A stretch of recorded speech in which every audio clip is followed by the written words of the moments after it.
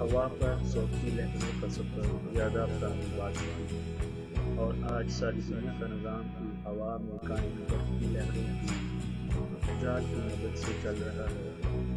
اس کی مثال ریڈیو سے لے کے موبائل اور سیٹلائٹ، ٹی وی، ٹیلی ویژن چیزیں ہیں جو کہ آج کے روز مرہ میں ہماری ضروریات بن گئی ہیں اور ان کے بغیر ہماری زندگی مکمل نہیں ہے۔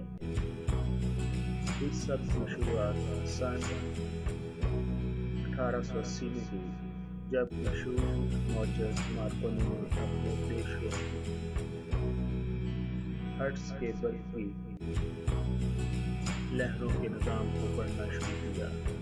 بعد میں مارکونی نے ایک اور سائنسدان ٹیسلا کے کام کو بھی آگے بڑھایا۔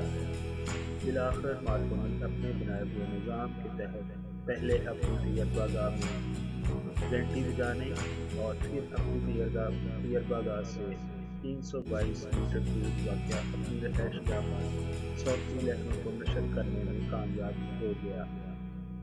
2 مارچ 1897 کو مارکونی نے اپنی ایجاد کو برٹش پیٹنٹ نمبر 12039 کے تحت اپنے نام پر پیٹنٹ کروایا اور مارکونی لمیٹڈ کے نام سے اپنے کام کا آغاز کیا۔ یہ کمپنی بعد ازاں وائرلیس ٹیلی گراف ٹریڈنگ سگنل کمپنی کے نام سے مشہور ہوئی۔ ابتدائی طور پر کام صرف ٹیلی گراف بھیجنے تک محدود تھا۔ اس سلسلے میں طبیعیات کا جو فنون استعمال کیا جاتا ہے اسے مارکونی لا کا نام دیا گیا۔ اسی عرصے میں کنگ ایڈورڈ اشٹم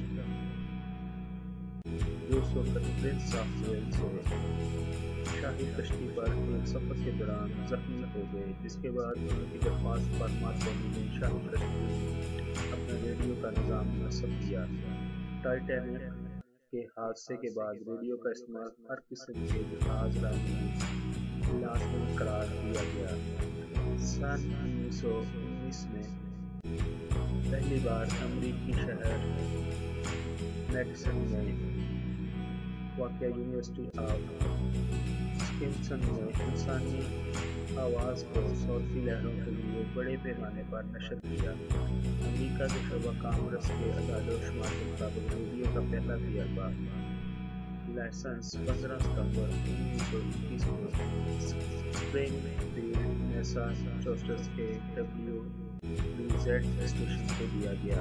گویا 15 ستمبر 1921 ریڈیو کے بطور تجارتی مقاصد استعمال کا پہلا دن تھا، یعنی اس کی ایجاد کے لگ بھگ 20 سال کے بعد۔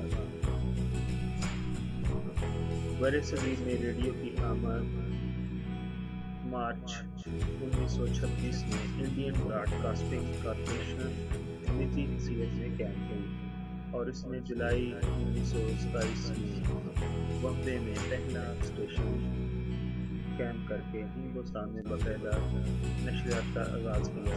ستمبر 1939 میں دہلی سے تمام زبانوں میں خبرنامہ نشر کرنے کا سلسلہ شروع ہوا۔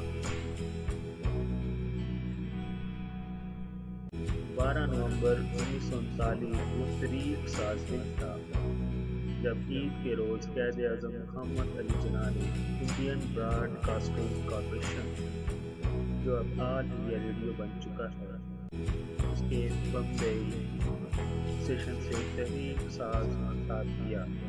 3 جون 1947 کو قائد اعظم نے اس تحریک ساز ادارے کے پلیٹ فارم سے مسلمانوں کے لیے ایک علیحدہ خود مختار ریاست کے قیام کا اعلان کیا۔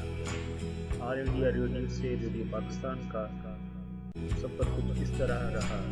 14 اگست 1947 نہ صرف مسلمانوں نے ہند کے لیے بلکہ پاکستان براڈ کاسٹنگ کارپوریشن کے لیے بھی تحریک ساز دن تھا جب اس ادارے نے ایک نئے ادارے کی حیثیت سے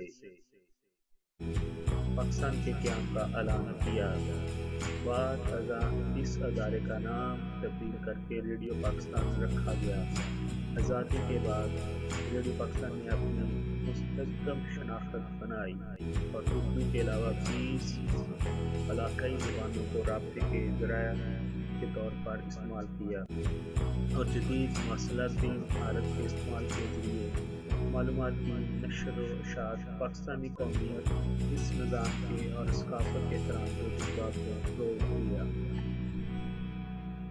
سن 2008 میں اقوام متحدہ کے ذیلی ادارے یونیسکو نے اطلاعات کی ترسیل میں ریڈیو کے کردار کو سراہنے کے لیے 13 فروری کو ریڈیو کے عالمی دن کے طور پر منانے کا اعلان کیا اور یہ دن سن 1946 میں اقوام متحدہ کے ریڈیو کے قیام کا دن ہے۔